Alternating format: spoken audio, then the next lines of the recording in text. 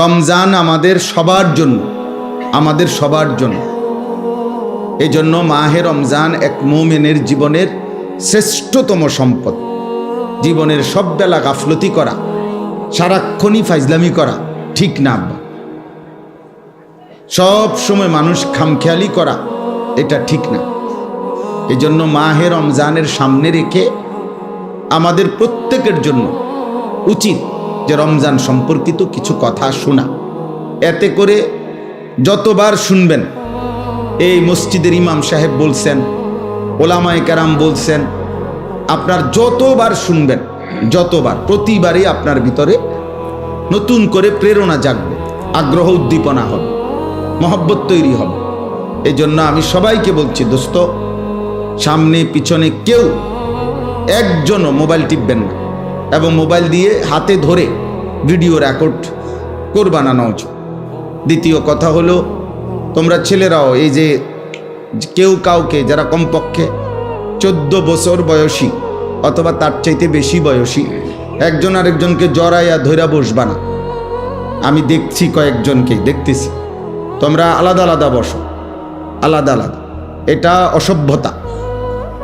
14 বছরের পরে যারা বয়স 14 থেকে 15, এই 1 বছরের ভিতরে একটি ছেলে বালেগ হয়, সাবালক হয়। এই 1 বছরের ভিতরে যে কোনো দিন তার প্রথম বীর্যপাত হয়। এতে করে সে প্রাপ্তবয়স্ক হয়।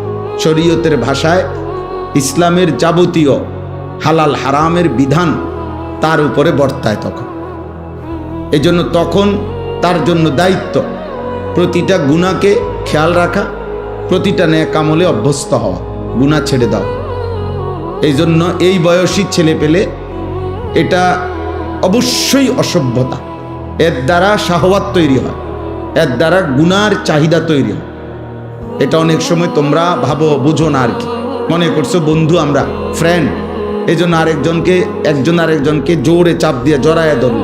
না, এটা ঠিক না, এটা ঠিক না, উচিত না। এজন্য ব্যক্তি জীবনেও এটা খেয়াল করা উচিত। কোনোভাবেই নিয়ম হলো গুনাহ থেকে বাঁচার একটা মাধ্যম এটাও যে যেই পরিবেশে, যেই অবস্থায়, যেই কারণে গুনাহ হইতে পারে তার থেকে আগের থেকেই দূরে থাকা। কোরআনুল কারীমের মধ্যে আল্লাহ তাআলা বলছেন, তিলকা হুদুদুল্লাহ ফালা তাকরাবুহা।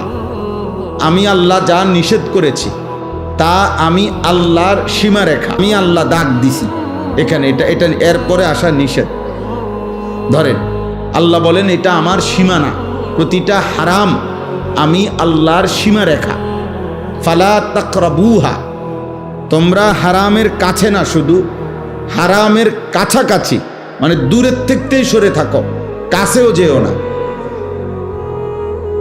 একেবারে যেই দাগ দিছে এই দাগের উপরে তো আসবাই না, বরং দাগের কাছেও আসবা না, আরো দূরের থেকে সরে যাবে গুনার। এই কথা কোরআনে বারবার আছে। হযরত আদম এবং হাওয়া আলাইহিমাস সালাম সর্বপ্রথম যেদিন ওনাদেরকে আল্লাহ তাআলা নিষেধ করছেন যে তোমরা ওই নির্দিষ্ট গাছের কাছে যেও না, ফল খেও না জান্নাতের মধ্যে, ওইখানে ওই দিন নিষেধের বেলায় আল্লাহ তাআলা এই শব্দটা প্রথম দিনই ব্যবহার করছে, ওয়ালা তাকরাবা হাদিহিস শাজারা, তোমরা দুইজন এই গাছের কাছেও যেও না। মানে গাছের সামনে তো যাইবাই না, গাছে দেখা যায় এমন কাছেও যাইও না। এই গুনার ক্ষেত্রে নিয়ম হলো গুনাহ করবে না এটা না, গুনার কাছেও যেও না। ওয়ালা তাকরাবুজ জিনা, এই যে কোরআনের শব্দ, তোমরা জিনা হইতে পারে ব্যভিচার, মানে লজ্জাস্থানের নাফাক ব্যবহার, লজ্জাস্থান দ্বারা যে কোনো গুনাহ এটাকে জিনা বলে। এরকম কিছু হতে পারে যার দ্বারা, যেই পরিবেশ, যেই কারণে, তো তার কাছেও যেও, আল্লাহ নিষেধ করছে, কাছেও যেও। আল্লাহ তাআলা বলছে ওয়ালা তাকরাবুল ফাওয়াহিশা মা যাহারা মিনহা ওয়া মা বাতান, অশ্লীলতা বেহায়াপনার কাছেও যেও, কাছেও যেও। এই জন্য এটা গুরুত্বপূর্ণ। এই শব্দটা বারবার আছে কোরআন শরীফ, ওয়ালা তাকরাবা ওয়ালা তাকরাবু, কাছেও যেও না, গুনার কাছেও যেতে নাই, গুনার কাছেও যেতে না। মায়া জালের মতো গুনাহ, অর্থাৎ গুনার কাছে যদি কেউ যায় তো গুনাহ তাকে টেনে নিয়ে যায়, তাকে আস্তে আস্তে অল্প অল্প করে একটু একটু করে তাকে গুনার দিকে এগিয়ে নিয়ে যায়। কেউ একদিনেই হয়তো সব গুনায় অভ্যস্ত হয় না। কোনো মদখোর একদিনেই মদ খায় না, নেশাখোর, নারী লোভী, চরিত্রহীন, কিন্তু একদিন এই নিজেকে ছেড়ে দিলে হারামের ব্যাপারে কেউ যদি তাসাহুল করে, মানে যা নিষেধ তার ব্যাপারে যদি কেউ অবহেলা করে, একটু আধটু হইলে কিচ্ছু হইতো না, না এই একটু আধটু একদিন তাকে পূর্ণ গুনার মধ্যে লিপ্ত করে ফেলে। এই জন্য এটা জরুরি, এই জন্য এটা জরুরি ভাই। সব সময় যদি মনে করো জীবন মানেই খামখেয়ালি, জীবন মানেই হাসি ঠাট্টা মজাক, জীবন মানেই তামাশা, এটা উচিত না। একজন সুস্থ স্বাভাবিক মানুষের সব কিছু বন্টন করা। বিবেকবান মানুষ বলে তাকে যে তার কর্ম বন্টন করে, কাজ, আমার খাওয়ার টাইম কতক্ষণ, আমার বিশ্রাম কখন, আমার পড়ালেখা কখন, আমার উপার্জনের জন্য ফিকির কখন, আমার নামাজের টাইম কখন, এইভাবে ভাগ কর। নয়তো নামাজের টাইম নির্ধারণ করে কেন যে 7:30টায় এশার জামাত, 4:30টায় আসরের জামাত, এরকম টাইম ঠিক করে কেন? আল্লাহ তাআলা মানুষের কাজকে সময়ের সাথে বন্টন করে দিছে, বন্টন করে দিছে। হযরত আব্দুল্লাহ ইবনে মাসউদ রাদিয়াল্লাহু তাআলা আনহু তিনি বলতেন যে আমি আমার হায়াতের ওই মিনিট, ওই সেকেন্ডকে অনর্থক মনে করি যে সেকেন্ড আমার আখিরাতের কোনো কিছু অর্জন হয় নাই। তিনি বলতেন আমি আফসোস করি আমার ওই সময়টুকুর জন্য, যে সময়টুকু আমি আমার পরকালের জন্য কোনো পুঁজি সংগ্রহ করতে পারিনি। কোরআনুল কারীমের মধ্যে আল্লাহ তাআলা সময়কে ভীষণ গুরুত্ব দিয়েছেন, আলাদা আলাদা করে। ওয়াল ফজর, আল্লাহ তাআলা বলছেন আমি আল্লাহ। এই ছেলে, কি ব্যাপার দোস্ত, ফাজলামি করো নাকি? আরে কি মস্কারি করো না? বিষয়টা কি কোনো পাত্তা দিলা না নাকি? হে আবার ওর লগে রসিকতা করে। আরে তুমি কি আমারে দেখো নাই আর কোনোদিন? সাবধান, তোমার চলে যাওয়ার অনুমতি আছে আব্বা, তুমি বাইরে গিয়া লাফাও, নইলে 2 ঠ্যাঙ্গাল গি দিয়ে আমার কোনো আপত্তি নেই। মোবাইল না, শুধু যেটা মন চেটাক, আমি তো অনুমতি দিছি যে যার দরকার হলে সে বাইরে চলে যাক, কোনো সমস্যা নেই। আমি এমনিতেই আসছি, মূলত আজকে আসতে চাই নাই। ফেরদাউস ভাইকে অনেকবার বলছি যে নির্বাচন পর দিন না আসলেই ভালো হয়, এ কথার উপরেই ছিলাম। জুমার আগেও, গতকালকেও, তার আগের দিনও জুমার নামাজে দাঁড়াইছি। আর আমি আজকে নামাজ যখন পড়াইতেছি জুমা, আমার কেন জানি নামাজের সময় কথাটা মনে হয়েছে যে ওনারা যে নিষেধ করতেছি, যদি উনি রাগ করে। ও মকবুল বাইরে নামাজের আগেও বলছি যে আসবো না, কিন্তু নামাজ অবস্থা হঠাৎ এই কথাটা 1 মিনিট আমার মনে হয়েছে জান, যে যদি উনি রাগ করে। তো আবার নামাজের পরে ড্রাইভাররে বললাম আবু বকর ভাই আবার ফোন দেন, না জামু। এই হলো হালাত। এই জন্য দোস্ত আমি ব্যক্তিগতভাবে এটা পছন্দ করি না, আমি এই ব্যাপারে কঠোর। আমি শ্রোতা একজন হোক, কিন্তু গাফেল মানুষকে বলতে রাজি না, অমনোযোগী মানুষকে আমি বলতে রাজি না। যে কলস, আল্লাহ রাসূল সাল্লাল্লাহু আলাইহি সাল্লাম বলছেন যে কলসি উল্টানো, এই যে মনে করেন এই পানির বোতল, এটা যদি উল্টানো হয় এভাবে, তাহলে এখানে আটলান্টিক মহাসাগরের পানি ঢাললেও এটা পুড়বে না। কেন? এটা উল্টানো। এজন্য যেই দিল উল্টানো, যেই দিল গাফেল, ওইটার কাছে যদি 30 পারা কোরআনও বাইটটা দেওয়া হয়, সে তো এটা উল্টাইয়াই রাখছে, কাম হইতাম, আর কোনো পরিবর্তন হবে না। কারণ সে তো কথার প্রতি কোনো মনোযোগই নাই তার। তো তারে আপনার ফিকির হইল শুনছি খিচুড়ি দিব, এটা দিব কোন সময়, অথবা 1 ফোঁটলা বিরিয়ানি দিবনি খবর ল, দিলে দিয়ে লাই তো কহুদা ঘুরাইয়া লাভ কি? বুঝেন না কথা? সাবধান আব্বা, মুসলমানের সন্তান প্রতি মুহূর্ত ফিকিরমান হওয়া চাই, কাজের বন্টন সুস্থ স্বাভাবিক, এটা মানুষের পরিচয়।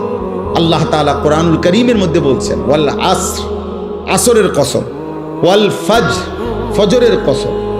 আল্লাহ তাআলা কসম করছেন সময়ের আলাদা আলাদা। ওয়াল লাইলি ইদা ইয়াগশা, কসম করছি রাত্রির যখন তা পূর্ণ অন্ধকার হয়। এই যে আল্লাহ বলছেন ওয়ান নাহারি ইদা জাল্লাহা, কসম করছি দিনের যখন তা পূর্ণ আলোকিত হয়। এভাবে রাতের কসম করেছেন, দিনের কসম করেছেন, ফজরের কসম করেছেন, আসরের কসম করেছেন। ওয়ালায়ালিন আশরিন, 10 রাত্রির জিলহজ্জের আল্লাহ বলছেন কসম করছি। ওয়াদ্দুহা, সকালবেলার সূর্য যখন পূর্ণ আলোকিত হয়, ওই আলোকিত পূর্ণ সূর্যের ওয়াক্ত সময়ের কসম। ওয়াল্লাইলি ইদা সাজা, রাত্রি যখন পূর্ণ অন্ধকার হয় ওই সময়ের কসম। আল্লাহ তাআলা এইভাবে কখনো গভীর রাতের কসম, কখনো সন্ধ্যা রাতের কসম, কখনো ভোরের আলোর কসম, কখনো ফজরের ওয়াক্তের কসম, কখনো আসরের ওয়াক্তের কসম, কখনো 10 রাত্রির কসম। এভাবে আলাদা আলাদা সময়ের কসম করে আল্লাহ বলছে বান্দা সময় তোমার জীবনে প্রতি ঘন্টা মিনিট সেকেন্ড শতভাগ মূল্যবান, শতভাগ মূল্যবান। অ্যাম্বুলেন্সের পিছনে অনেক সময় লেখা থাকে, অনেক অ্যাম্বুলেন্সের পিছনে লেখা থাকে যেখানে প্রতিটি মুহূর্ত মূল্যবান। অর্থাৎ এই কারণে অ্যাম্বুলেন্স সর্বোচ্চ প্রায়োরিটি। রাস্তায় চলতে গেলে অ্যাম্বুলেন্সকে সর্বোচ্চ কি দেওয়া হয়? ছেড়ে দেওয়া হয়, যত জ্যাম হোক, যত ঝামেলা হোক, কারণ এখানে রুগীর প্রতি সেকেন্ড মূল্যবান। 1 সেকেন্ড দেরির কারণে রুগীটা মারা যাবে। এই জন্য যেখানে প্রতি মুহূর্ত মূল্যবান।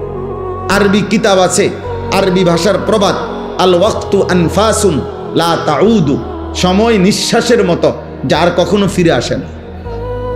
কোনো নিঃশ্বাস মানুষের আর ফিরে আসে না। এটা দ্বিতীয় নিঃশ্বাস, ওটা তৃতীয় নিঃশ্বাস, আগেরটা না। কোনো সেকেন্ড আর আসে না, এটা তো চলে যাওয়ার সেকেন্ড।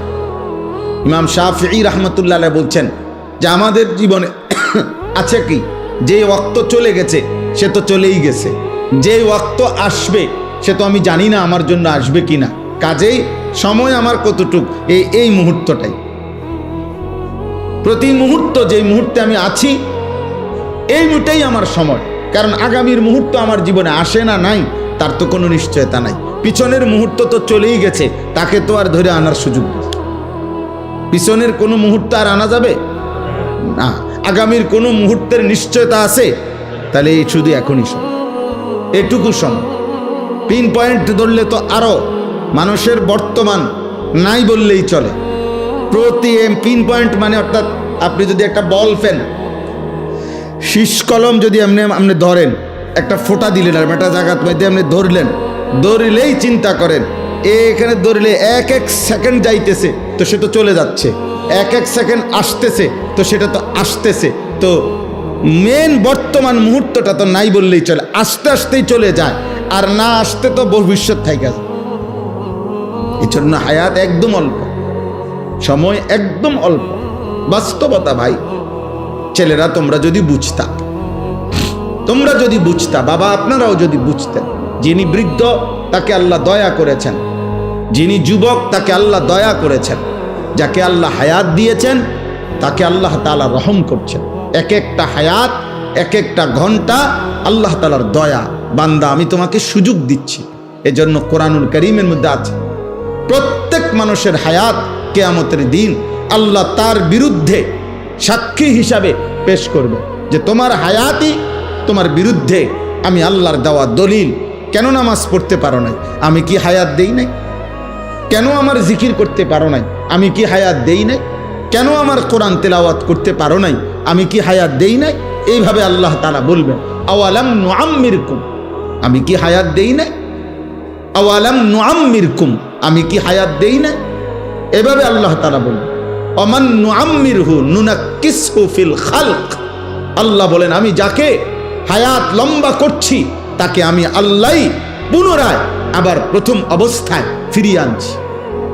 আফালা তাকিলুন, তোমরা কি বুঝবা না? আল্লাহ তাআলা বলেন তুমি দেখো বৃদ্ধ মানুষটা তো বৃদ্ধ ছিল না, যুবক ছিল, মজবুত ছিল, আজ আবার বৃদ্ধ হয়ে গেল। এই জন্য দোস্ত প্রত্যেকের এটা উচিত, আল্লাহ তাআলা আমাদেরকে আমাদের ঘন্টা, মিনিট, সেকেন্ড, আমাদের হায়াতের কদর করার তৌফিক দান করেন। আল্লাহ তাআলা আমাদের সবাইকে কবুল করেন।